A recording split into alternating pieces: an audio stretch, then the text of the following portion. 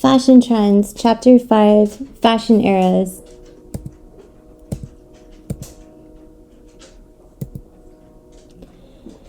The key points in this chapter: the zeitgeist is the spirit of the times, the invisible force shaping everything from fashion to food. Fashion evolves in 3 modern phases, each shaped by different societal shifts. Major 20th century fashion trends can be directly linked to changing zeitgeist and the styles that emerge in response. Think of zeitgeist as the cultural Wi-Fi of any era. Everyone's unknowingly logged into it, whether it's flapper dresses or punk leather. Each trend is a reflection of what society is buzzing about. Weird fact, in a way, fashion is a wearable history book, except with way more sequins and awkward shoulder pads. Zeitgeist defined: it's the overall cultural, social, political, and technological vibe of a specific time. Paul Nystrom, I'm sorry if I'm pronouncing that wrong, he's a theorist from 1928. He created a model. Fashion is influenced by 5 major forces: dominating events such as wars, pandemics, royal weddings. 2, dominating ideals: democracy, feminism, sustainability. 3, dominating social groups: influencers today, aristocrats then. 4, dominating attitude: optimism, rebellion, depends on the mood. Dominating technology: from the sewing machine to AI-generated runway styles. Nystrom basically invented a cheat code for analyzing why we wear what we wear. If something weird pops up on the runway, looking at you, Crocs collabs, blame one of these 5. Weird fact, fashion's not always about aesthetics. During World War II, skirts got shorter simply because fabric was rationed. Tut mania hits the runway in 1922. The discovery of Tutankhamun's tomb kicked off a massive Egypt craze. Fashion and art were flooded with Egypt's motifs. Think hieroglyphics, scarabs, and Cleopatra eyeliner. This aesthetic blended into what became Art Deco, a glamorous geometric style that dominated the 1920s. You could say 1922 was the year King Tut became a fashion influencer. Egypt became so in vogue that even toasters got fancy designs. Weird fact, people threw mummy parties where they literally tried to unwrap real mummies. Victorian vibes, but extra cursed.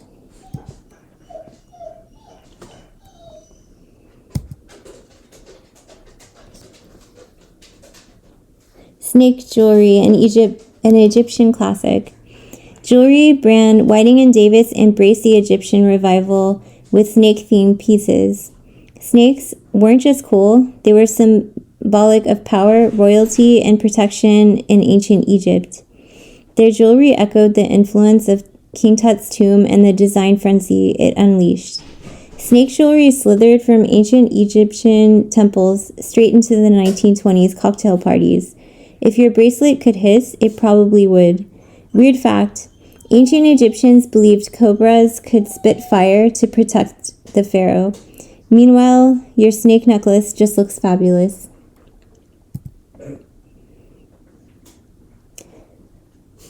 Okay, this slide has a YouTube video about the whole Egypt craze back in the 20s, and you can watch it. It's included in the slides and modules.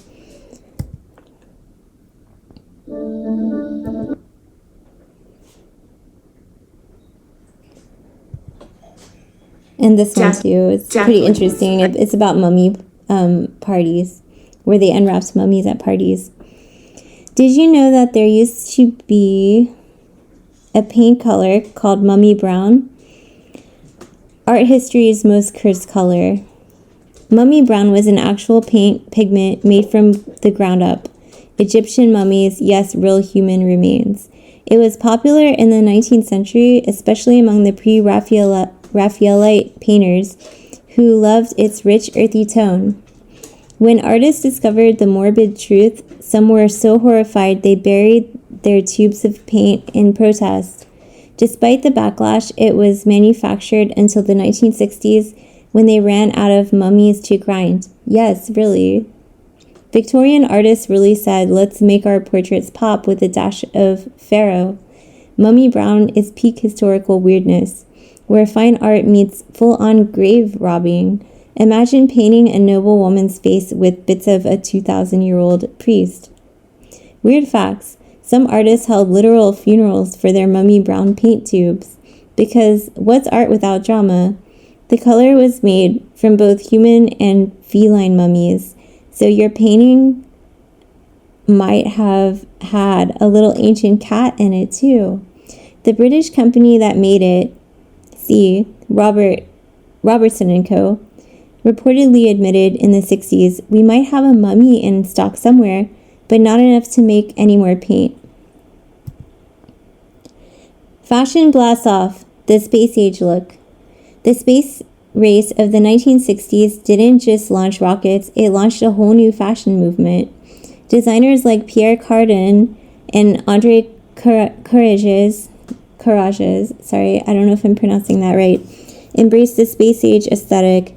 Futuristic silhouettes, synthetic fabrics, hello vinyl and plastic, bold geometric shapes, clean lines and minimalism, reflecting high-tech optimism. Fashion in the 1960s looked like it was ready to board a UFO. People weren't just dreaming of the moon, they were dressing for it. Think go-go boots, helmets as hats, and outfits that made you look like a chick robot from a stylish galaxy. This wasn't cosplay. This was high fashion inspired by actual science and tech innovation. Weird fact, Pierre Cardin once said, "The dresses I prefer are those I invent for a life that doesn't yet exist." Translation, Space Barbie, but make it couture. Andre Courageous introduced Moon Girl boots, which were basically the original sci-fi footwear. NASA's tech didn't just inspire fashion, it literally supplied it. Some designers experimented with materials used in astronaut suits. Major fashion shifts like, this also has a YouTube video about space age fashion here, and it's included in the slides if you'd like to watch it.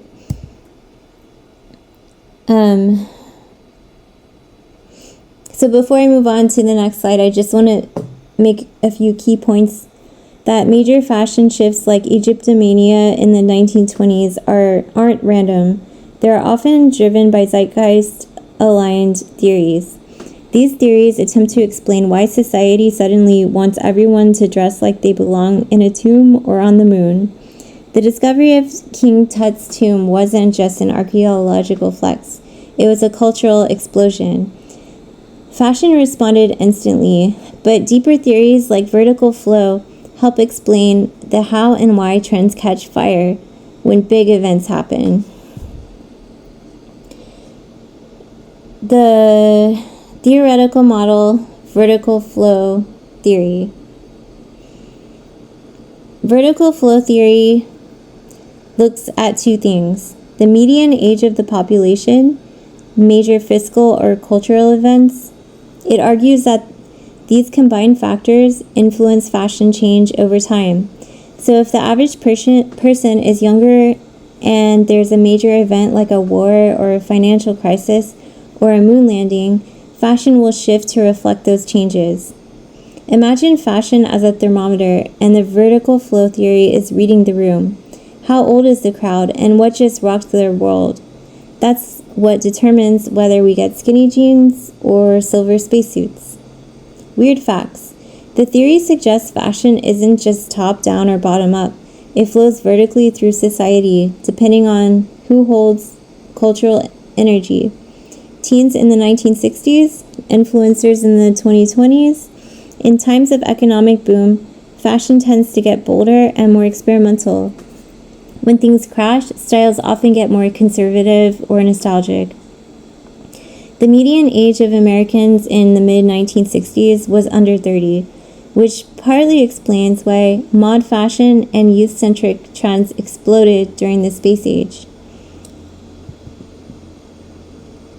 Fashion eras, defining moments in style key points. A fashion era isn't just about what people wore, it's the full cultural mood board of a time. An era can be defined by things like a designer's signature style, for example, Chanel in the 1920s, McQueen in the 2000s, a style leader, trendsetters who drive mainstream adoption, a fashion look, think grunge, mod, disco, a bohemian element, rebellious, creative subcultures, a market segment like teens in the 90s or working women in the 80s, a celebrity icon such as Marilyn Monroe, Madonna, Rihanna, take your pick, a model, Twiggy, Naomi Campbell, Gigi Hadid, a fiber or fabric such as denim, lycra, velvet, metallics, or sustainable textiles.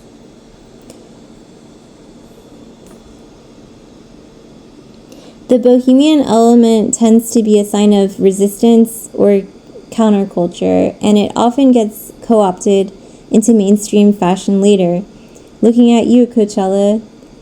Some historians believe fashion eras are easier to define only once they're over, like naming a hurricane after it's passed. The market segment approach is why we get wildly different trends at the same time today. Grand millennial, streetwear, Barbiecore, fashion has gone multiverse. 1970s disco glam, designer Halston. The 1970s disco era was all about glamour, nightlife, and movement, and no one captured that vibe better than Halston. Halston, that is Roy Halston, Frauwick, was known for minimalist yet luxurious silhouettes, fluid fabrics like jersey and ultra suede, iconic designs that moved beautifully on the dance floor. He addressed Studio 54 royalty, Bianca Jagger, Liza Minnelli, and even Andy Warhol's crowd.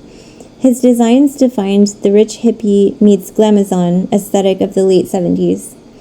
Halston made fashion that didn't just look good, it danced. His designs were liquid elegance, draped, slinky, and totally free of fuss.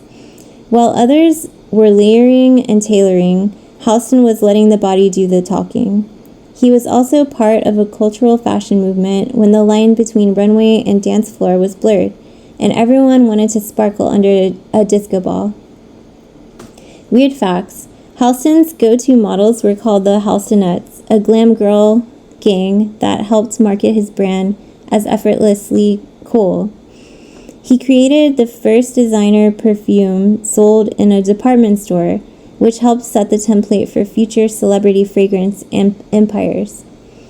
At one point, Halston had his name on everything from luggage to carpets and even an unsuccessful line for JCPenney, which sadly hurt his high fashion reputation. The 1980s excess, designer Christian Lacroix. Key points. Christian Lacroix burst onto the fashion scene in the 1980s with a look that screamed luxury, drama, and decadence.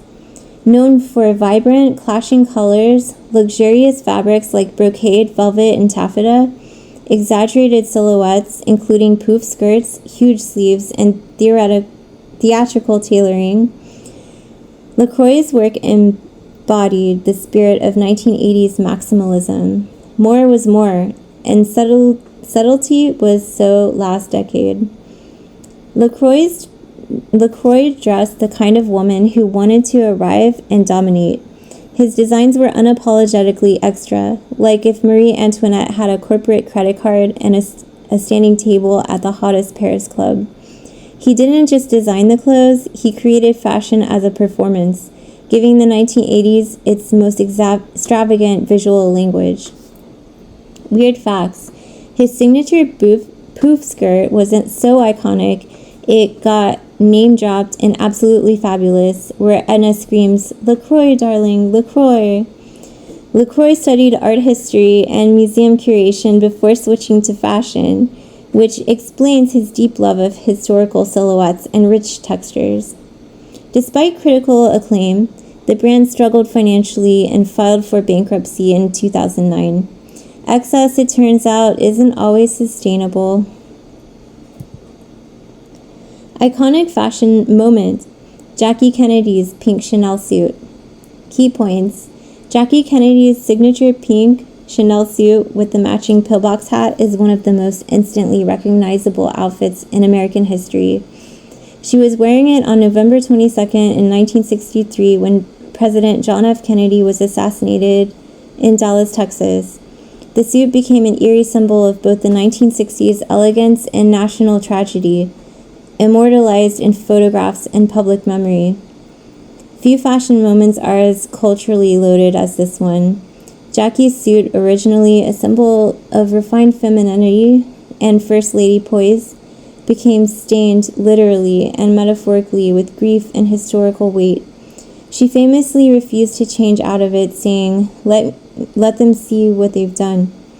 The suit now lives in the National Archives, kept out of public view, out of respect, and will not be displayed until at least 2103. Weird facts. Although often referred to as Chanel, the suit was actually a line-for-line authorized copy made by another designer in New York using French Chanel materials, so it would be American-made for political optics. The pillbox hat, perched perfectly on her head, was designed by Halston, yes, the same designer from the disco era of the 1970s. Jackie's deliberate fashion choices helped shape her image as America's unofficial royalty, blending high fashion with political messaging. In the 90s fashion icon Sarah Jessica Parker as Carrie Bradshaw. Key points: in HBO's Sex and the City, debuting in 1998, Sarah Jessica Parker's character Carrie Bradshaw became a defining fashion icon of the late 90s and early 2000s, known for mixing high-end designers with thrift store finds. Manolo Blahnik heels, an obsession on and off screen, risky, whimsical, and often avant-garde looks. Carrie's style reflected both the individualism of the 90s fashion and emerging ideas of fashion as personal storytelling. Carrie Bradshaw didn't just wear clothes, she made fashion a character. She made tutus, newspaper dresses, and exposed bras all look like legitimate choices for brunch or heartbreak. She embodied the 90s shifts away from rules towards personal expression, turning the New York streets into her own runway. Through her, fashion became more than status, it became a narrative. Weird facts. The famous tutu in the opening credits was a $5 clearance bin item packed out by stylish Patricia Field. Picked out by Patricia Field. And it became one of the most iconic TV fashion moments ever. Sarah Jessica Parker had a no nudity clause in her contract, but fully embraced fashion risks, from feathered headpieces to oversized flower pins. Carrie's wardrobe helped boost brands into cult status. Manolo Blahnik's sales skyrocketed, and the Dior newspaper dress was reissued years later due to fan demand.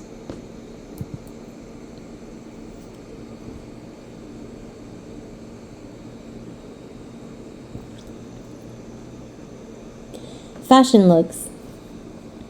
The 1920s flappers and the 1960s mods, for example. In the 1920s, the flapper look was the ultimate symbol of rebellion, modernity of the 20s. Key features were dropped waist dress with fringe or beads, bobbed hair, cloche hats, stockings rolled below the knee, heavy eye makeup, and bold lipstick. Accessories were long pearl necklaces, cigarette holders, Art Deco jewelry. This look was closely tied to the Jazz Age, women's new social freedoms, and the spirit of post-World War II liberation. The flapper look wasn't just a trend, it was a revolution in heels. Women were smoking in public, driving cars, drinking cocktails, and dancing the Charleston in outfits their mothers would have fainted over. Fashion finally said, "We're not dressing for you anymore." Weird facts. Flappers popularized rouge and eyeliner at a time when makeup was still considered scandalous. The term flapper may have come from the way young girls' galoshes would flap open as they walked. Some flapper dresses were so sheer they were nicknamed lingerie dresses. Scandalous. In the 1960s, the mod look became popular. The mod look emerged in the 1960s London and was driven by youth culture, music like bands The Who or The Beatles, and the desire to look sleek, smart, and new. Key features were miniskirts and dresses, bold geometric prints, color blocking, A-line silhouettes, go-go boots, and sleek hairstyles, often paired with winged eyeliner and pale lips. Designers like Mary Quant and André Courreges were central to the look, as well as model Twiggy. Mod fashion was all about clean lines and big statements. It was fashion that zipped around on a Vespa and danced at all-night clubs. If the flapper rebelled against her mother's corset, the mod rebelled against her older sister's pearls. Weird facts. The miniskirt was considered so shocking it was banned in some public spaces and still made headlines well into the 90s. Mod fashion had its own male counterpart: skinny suits, mop-top hair, and Chelsea boots. Twiggy became the world's first teenage supermodel at just 16 years old. Boho elements. Fashion looks such as beatniks, hippies, and hip-hop. Beatniks of the 1950s to early 1960s. Beatnik fashion was inspired by the Beat Generation, literary movement, think cool, intellectual, anti-establishment. Signature styles included black turtlenecks, berets, slim black pants, and dark sunglasses. Minimalist monochrome palettes. Style was simple, understated, and a rejection of mainstream 1950s consumerism. Beatnik fashion was like a visual mic drop. "I'm too cool for your suburban dad jeans," it communicated. The term beatnik was coined by journalists as a riff on Sputnik, combining beat culture with Cold War paranoia. Beatniks were some of the first to popularize berets as a counterculture statement. Hippies of the 1960s to the early 1970s. Hippie fashion reflected ideals of peace, love, and freedom. Iconic elements were like tie-dye shirts, bell-bottom pants, fringe vests, and suede jackets, flower crowns and beads, natural fabrics, often handmade or ethnic-inspired. Fashion was often DIY'd and tied to political protest and psychedelic culture. Hippie fashion was a walking peace sign. It wasn't just about clothes, but a lifestyle. Natural, carefree, and radically inclusive, it blurred the lines between fashion, art, and activism. The tie-dye technique was originally a traditional Japanese art form called shibori, and bell-bottoms were originally worn by sailors because the wide legs made it easier to roll up pants. Hip-hop, from the late 1970s to present. Hip-hop fashion grew from the Bronx street culture and quickly became a global movement. Signature styles include baggy pants, tracksuits, and sneakers, especially Adidas, baseball caps and bucket hats, large flashy gold chains and jewelry, bling, graphic tees, and varsity jackets. Fashion is closely linked to music, dance, breakdancing, and urban identity. Hip-hop fashion is loud, proud, and always evolving. It's streetwear meets status symbol, mixing practicality and high-impact swagger. It challenges fashion norms by making the streets a global runway. Some weird facts: Adidas Superstar sneakers gained fame thanks to Run DMC, who even released a song called My Adidas. The bling culture wasn't just about flash, it was a way for marginalized communities to claim power and visibility. Celebrity icons of the fashion eras. In the 1920s, icons symbolized liberation and jazz age glamour with bold, rebellious styles. In the 1950s, celebrities defined classic Hollywood glamour and post-war femininity with polished, elegant looks. Then in the 60s, youthquake culture became fresh, mod-inspired fashion and edgy hairstyles and miniskirts. In the 70s, disco and glam stars showcased dazzling theatrical outfits perfect for nightlife. Then the 80s, power dressing and bold reinvention dominated, featuring dramatic accessories and confident styles. In the 90s, grunge and minimalism influenced a cool, effortless aesthetic with casual and androgynous looks. In the 2000s, pop culture and media-driven trends highlighted flashy, youthful, and experimental fashions. Models. As fashion icons of the eras, models have been the faces and bodies of fashion movements, shaping how styles are perceived and adopted.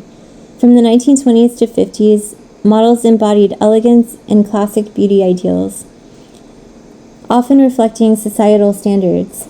In the 60s, youthful, fresh-faced models helped launch revolutionary styles and subcultures. In the 70s, models brought glamour and drama to the runway, matching the disco-era extravagance. Then the 80s, the rise of the supermodel era gave models celebrity status, influencing mass culture. In the 90s, the heroine chic look changed beauty standards to a more edgy, natural aesthetic. And then the 2000s and beyond, models diversified, embracing unique looks and global influences, pushing fashion boundaries. Fabrics. Fabrics and textiles of the fashion eras. From the 1920s, lightweight silks, chiffons, and beaded fabrics emphasized movement and glamour. The 1950s, sturdy cotton, satins, and taffeta created polished, structured looks. The 60s, synthetic fabrics like polyester and PVC introduced futuristic textures and bold colors. In the 70s, natural fibers like suede, denim, and crochet reflected the hippie and also disco vibe. In the 80s, bold, shiny materials, spandex, lycra, and metallics matched the era's excess. In the 90s, minimalist matte fabrics like cotton blends and slip silks defined the grunge and minimalist styles. In the 2000s and beyond, innovative and tech fabrics, eco-friendly textiles, and mixing natural with synthetic became prominent. The flapper look. It emerged in the prosperous post-World War I years, also called the Jazz Age or the Gin Age. Flappers were known for bobbed hair, powder and rouge, makeup and lipstick, plucked eyebrows, and a fresh, bold face. Sleeveless, low-cut dresses without corsets, minimal underclothing, sometimes just a teddy bear slip, high skirts, and stockings that were rolled down. The flapper look was a rebellion against old-fashioned Victorian norms, embracing freedom, youth, and jazz culture. It symbolized a shift towards modern femininity, where women expressed their independence through both attitude and fashion. Some weird facts. Roll your own stockings were popular because mass-produced stockings were still expensive and fragile.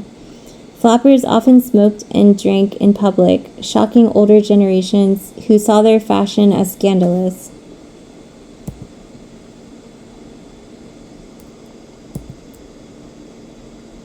There's a video here about 1920s makeup, if you want to watch it. It's included in the slides and modules. The role of fashion forecasters in the zeitgeist. Fashion forecasters must stay aware of current events to link the present zeitgeist with upcoming fashion changes. Equally important is a strong grasp of fashion history to identify parallels between past and present cultural moods. Recognizing these commonalities helps predict when and how past fashions will be referenced or revived in modern design. Fashion is a constant conversation between the past and the present. Forecasters act like cultural detectives, piecing together clues from history and current events to anticipate what styles will resonate next. Without historical knowledge, they'd miss the echoes that often guide fashion's cyclical nature. Weird fact, many trends we consider new are actually revivals of styles from 20, 30, or even 100 years ago. Fashion loves a good remix. Fashion looks. The siren look. Key points.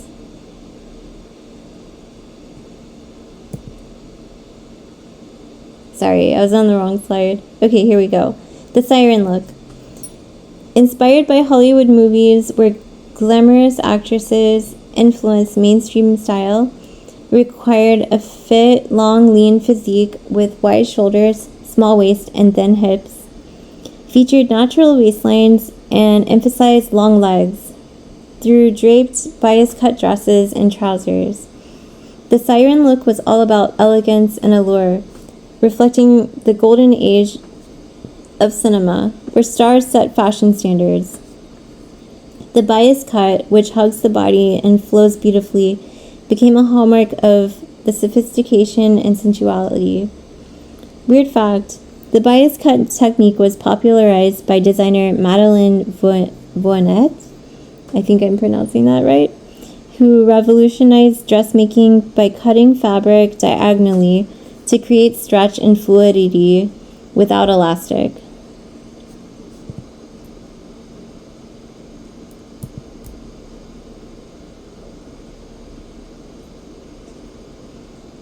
There's a video here about 1930s fashion. It's included in the slides.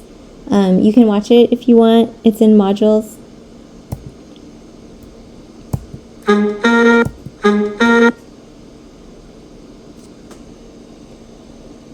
The New Look and Youthquake Look.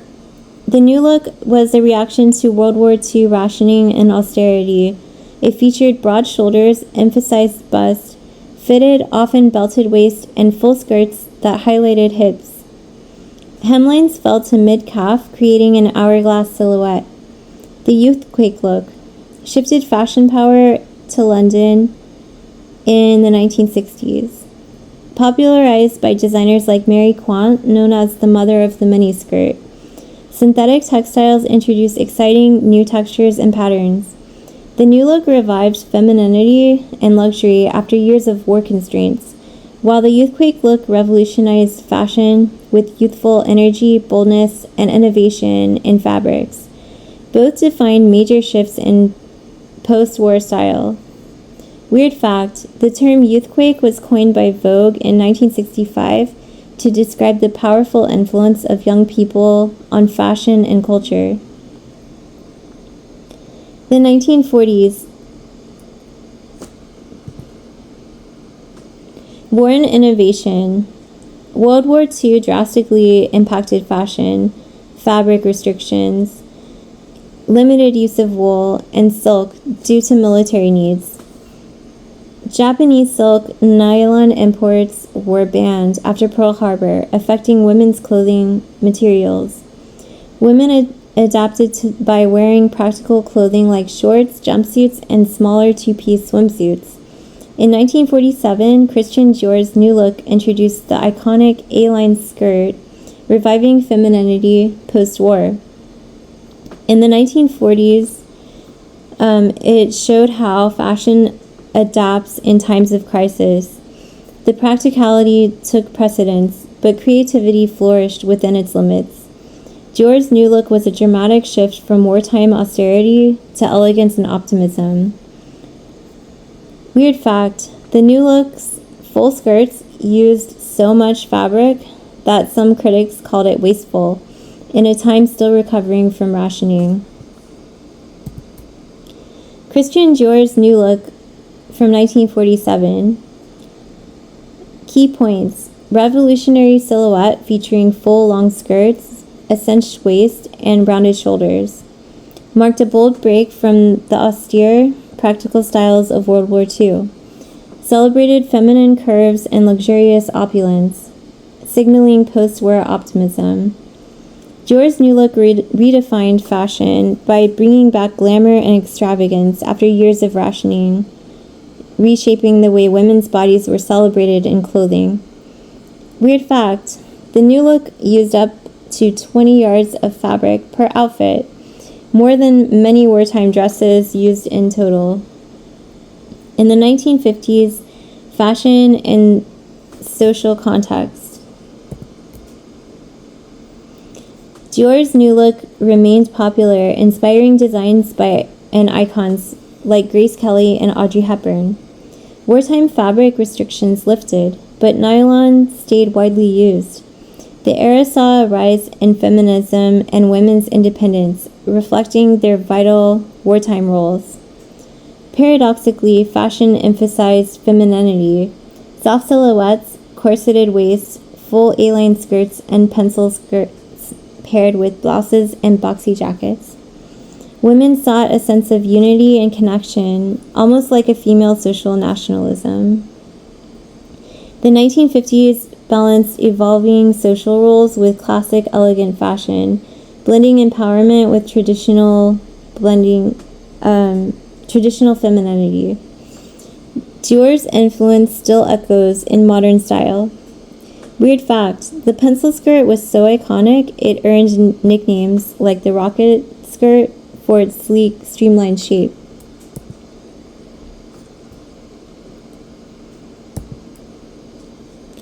The 1960s. Youthquake and Mary Quant. London's Youthquake movement brought vibrant, youthful energy to fashion. Designer Mary Quant popularized the miniskirt, bold colors, and simple geometric patterns. The style challenged traditional conservative fashion norms of the time. Quant's designs captured the spirit of a generation eager to break free and express individuality, making the 60s a defining decade for youth culture and fashion. Weird fact, the miniskirt was initially banned in some upscale clubs and venues for being too scandalous.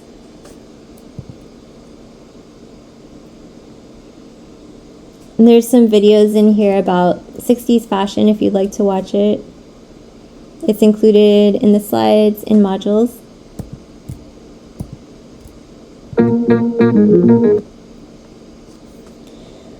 Fashion looks. Retro and power dressing. The retro look. Styles copied or adapted from previous eras, often with an intentional old-fashioned vibe.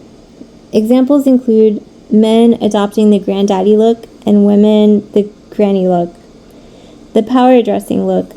Popular among yuppies, young educated career-focused professionals. Characterized by power suits with long jackets, big padded shoulders, straight skirts, and silk shirts with neck bows. Popularized by John T. Malloy's books on dressing for professional success. Retro fashion plays on nostalgia, while power dressing reflects confidence and authority in the workplace, especially for women breaking into corporate roles.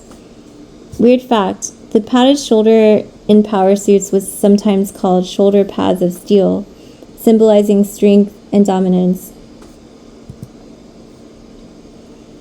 The granny and grandpa looks. The granny dress, a loose-fitting, long one-piece dress popular with young women mid-1960s to 70s, often featured light or pastel prints with a vintage Victorian-era vibe. The grandpa style. Men's fashion included chunky sweaters, plaid patterns, and oversized ties, echoing an older, nostalgic look. These looks embraced a cozy retro aesthetic, blending youthful rebellion with a nod to past generations. Comfort and nostalgia met style. Weird fact, despite the granny name, these dresses were embraced by young women as a symbol of laid-back, free-spirited fashion. In the 1980s, television became a major fashion influencer alongside movies and music in the 80s. The TV series Dynasty, created by Richard and Esther Shapiro and produced by Aaron Spelling, showcased glamorous, wealthy characters. Characters like Blake Carrington, Crystal, and Alexis modeled power dressing with bold, luxurious styles that influenced mainstream fashion. Dynasty epitomized 80s excess and glamour, popularizing big shoulders, bold colors, and opulent fabrics that defined the decade's style. Weird fact, Joan Collins' character Alexis's dramatic fashion battles with Crystal fueled one of the TV's most iconic style rivalries. Then in the 1980s, power dressing and Working Girl, 1988, directed by Mike Nichols, featured an ambitious secretary navigating the corporate world. The power suit became a defining symbol of female professionals in the 80s workplace. Films like Working Girl helped popularize this look, showcasing career-driven women with bold, structured fashion. The power suit, with its padded shoulders, tailored cuts, and commanding presence, became a fashion statement of women's growing roles in business and leadership. Weird fact, power suits were sometimes jokingly called armor for women breaking into male-dominated offices.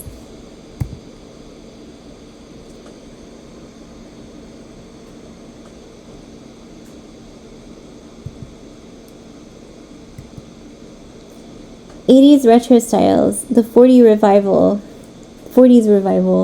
In the 80s, we saw a revival of the 1940s fashion, blending vintage elements with modern twists. Power dressing echoing the strong, structured silhouettes of the 40s with padded shoulders and tailored suits. Designers reinterpreted 40s glamour with bold colors and exaggerated shapes, mixing nostalgia with 80s extravagance. The 80s obsession with past decades created a vibrant retro culture where classic wartime styles were refreshed for a new era of confidence and excess. Weird fact, the 1980s power shoulder pad was even bigger and bolder than anything seen in the 40s. Talk about taking inspiration to the extreme. Phases of modern fashion. The first phase, The Empire of Fashion, 1994, by Giles Lipovetsky. I'm sorry, I'm probably butchering that.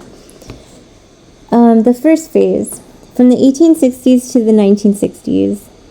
Paris was the center of fashion innovation. Charles Frederick Worth, considered the first couturier, established the foundation of modern fashion systems. Daytime dress became increasingly comfortable and functional during this era. This phase laid the groundwork for today's fashion industry, the balancing artistry with practicality and cementing Paris's global influences. Weird fact, Charles Frederick Worth was so influential that he signed his garments, one of the first designers to ever do that.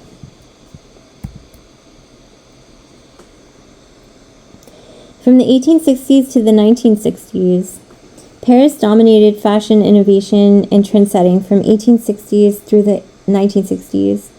Charles Frederick Worth, the first couturier, established the modern fashion system early in this period.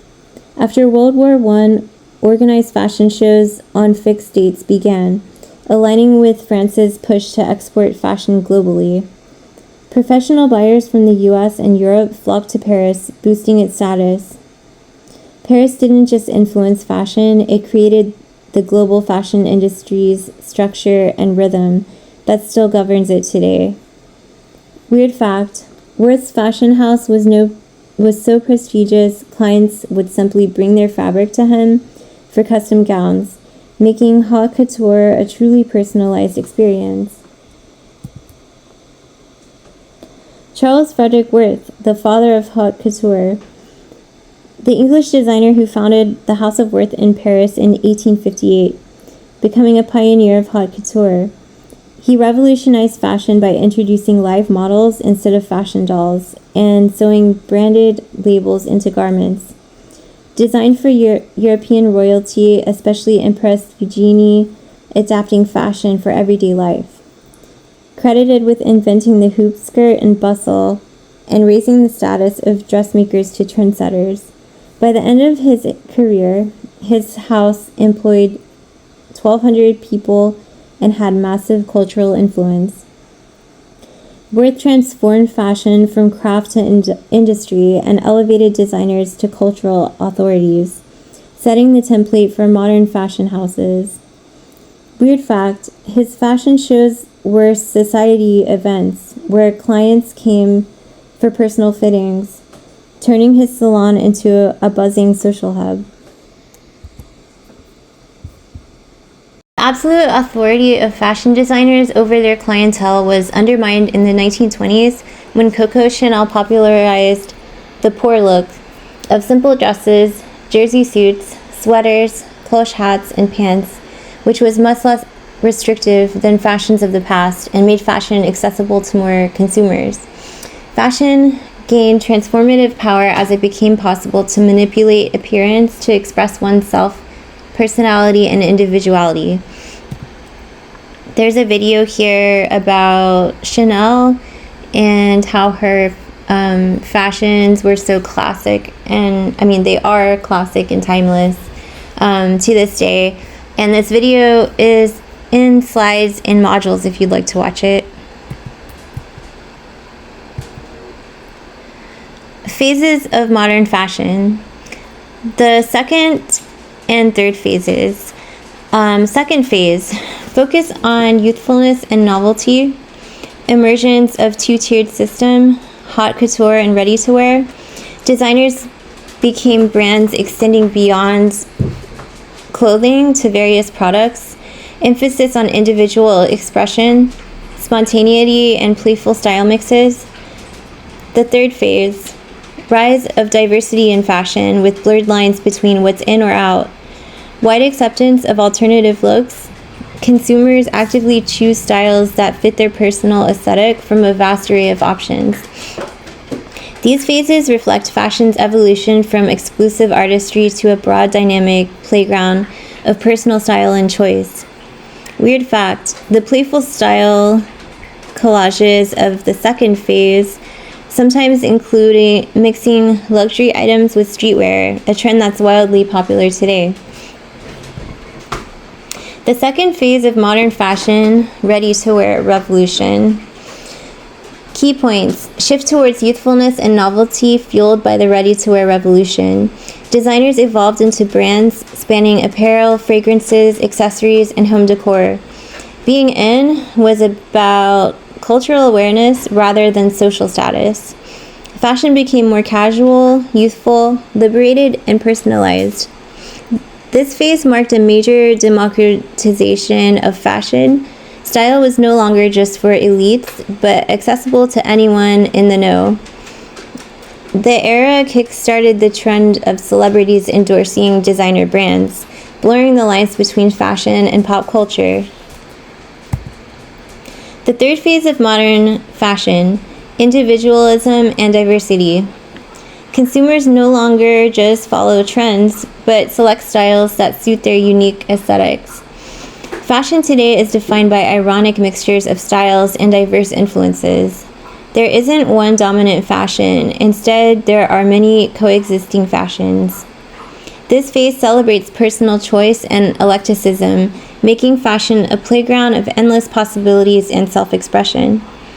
Mixing high fashion with streetwear or vintage pieces is now so common, it's practically a style rule. Long wave phenomenon and fashion cycles. Fashion forecasters predict how long and how popular a style will be. Fashion cycles involve the periodic return of styles and ideas. Recycling fashion reflects historic continuity with recurring symbols, styles, and decorations. Retro fashion taps into nostalgia, reviving looks from past eras. Fashion isn't just new, it's a continuous loop where past trends come back refreshed, connecting history with modern tastes. Some fashion elements, like shoulder pads and bell bottoms, have made multiple comebacks, proving nothing really ever goes out of style. Lever's Law, the cycle of fashion acceptability. Lever's Law illustrates the cyclical nature of fashion and how society's view of past styles evolves over time. The further a style moves into the past, the more likely it is to be revived as perceptions shift. Fashion changes often happen by revisiting and reinventing outdated or obsolete trends. Lever's Law explains why what was once old-fashioned can suddenly become the next big thing, turning yesterday's rejects into today's must-haves. Some styles skipped the revival phase and went straight from unacceptable to trendy, showing fashion's unpredictability. Trends get recycled and reinvented. This trend cycle back over the years with outdated styles being reinvented. Styles return because they evoke nostalgia, camp, novelty, or guilty pleasures, often things that were once forbidden or taboo. An example is the revival of jellies, colorful, translucent plastic shoes, as a quirky, nostalgic trend. Fashion loves a comeback, especially when it's playful or ironic. What was once dismissed can become the coolest throwback. Jellies were banned in some places due to hygiene concerns, but have happily slithered back into style anyways. For a lot of people, these are nostalgic because they remind them of their childhood or a different time. Jelly shoes and nostalgic revival. Jelly shoes made from PVC became popular in the 1980s thanks to the French company Jelly Shoes, founded in 1980 by Tony Alano and Nicolas Guyon in Paris. I hope I pronounced that right. Although PVC injected shoes existed after World War II, they were initially cheap and unappreciated. Jelly shoes now came in a wide variety of colors, brands, and glitter-infused materials. Fashion cycles roughly every 20 years, bringing back styles like jelly shoes as nostalgic favorites. Jelly shoes show how something once seen as tacky can become trendy and beloved, proof that fashion's timeline is always bending back on itself. Despite their cheap origins, jelly shoes have been worn on fashion runways and by celebrities, turning plastic into glam. In the 1970s, there was a revival of 1950s styles. The 1970s saw a revival of 1950s trends, including preppy and greaser looks. This resurgence was mixed with a rock and roll influence, blending nostalgia with rebellious energy. The 70s, obsessed with the 50s, shows how fashion cycles bring back old styles with fresh attitudes, creating something both familiar and new. The revival sparked a cultural fascination with icons from the 50s, fueling movies, music, and fashion all at once.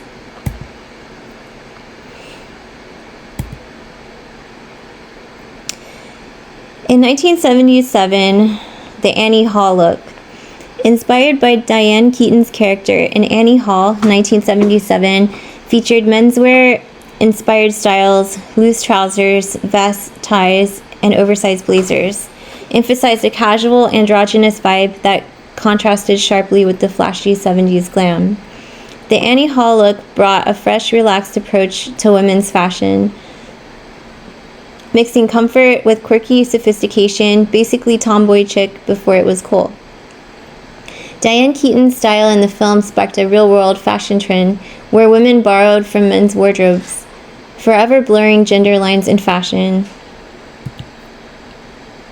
Annie Hall's look introduced a playful gender-bending style that was both effortlessly cool and grounded in street fashion, making menswear-inspired outfits mainstream for women.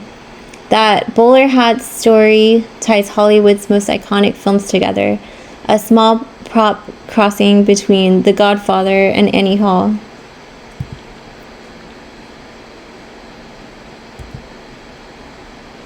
In the 90s, we saw a revival of 70s and 50s styles. In the 90s, brought back popular 70s styles like bell-bottoms.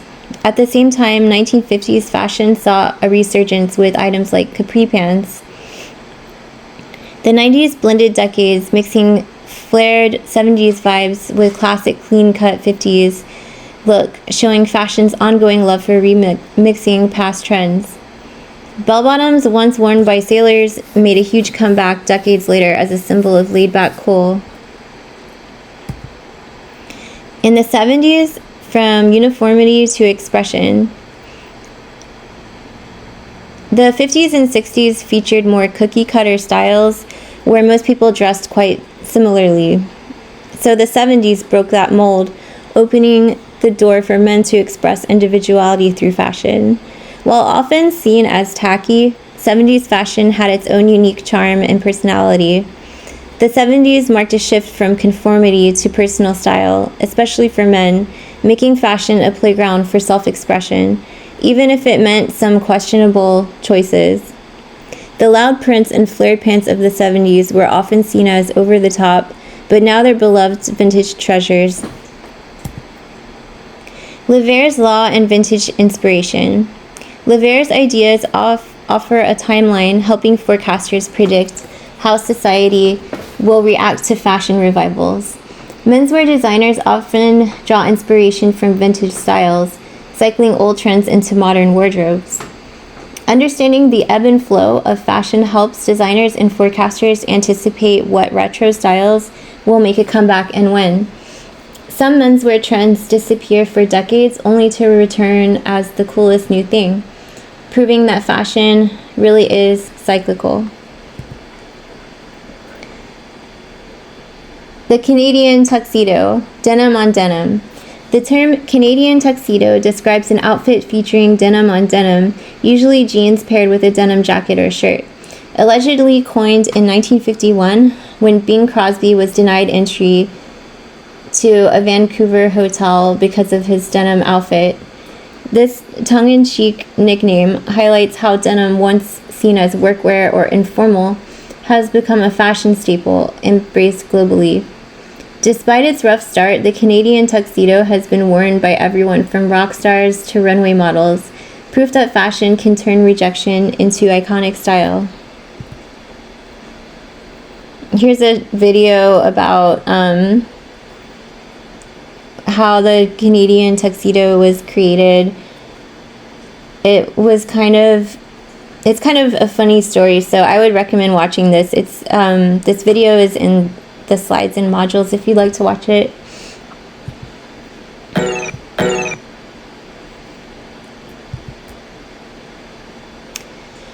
Wave dynamics. Fashion pattern research in the 20th century. Fashion academics conducted rigorous fashion counts to identify regularities and recurring patterns in style trends. Their research aimed to uncover predictable cycles and behaviors within fashion evolution.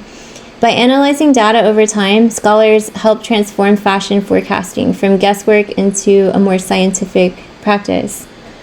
Even in something as seemingly spontaneous as fashion, patterns emerge, kind of like how humans keep rediscovering the same trends over and over. Vintage clothing. Vintage clothing refers to garments that are 28 years old or older, according to Etsy. Clothing 100 years or older is classified as antique. Vintage pieces are often worn by celebrities on red carpets. Vintage is seen as luxury due to its rarity. The older, the rarer, and pricier.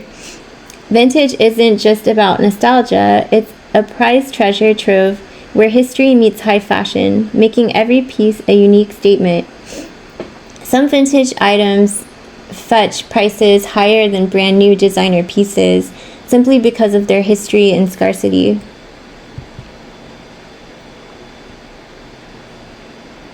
Here's some examples of celebrities wearing vintage on the red carpet. Vintage clothing has evolved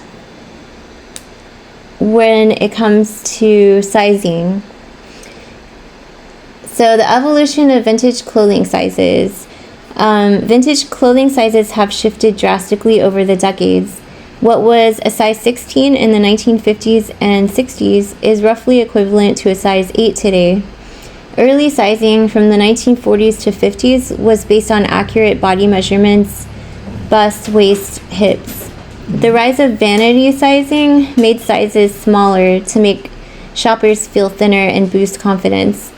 Vanity sizing has completely changed how we interpret clothing sizes today, making it tricky to shop vintage without checking actual measurements.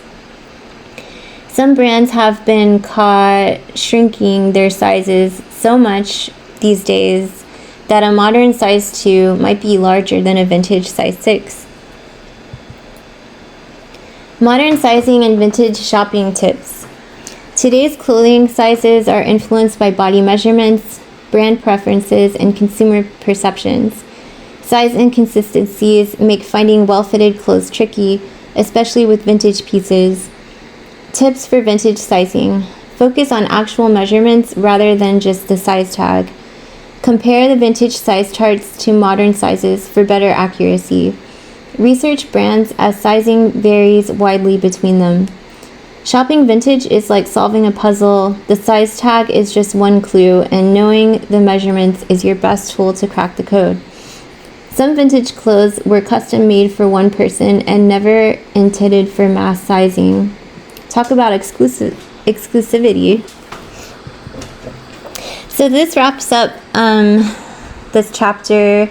Make sure to do your weekly discussion, and in discussions you always need to respond to the discussion, but you also need to respond to a minimum of 2 classmates.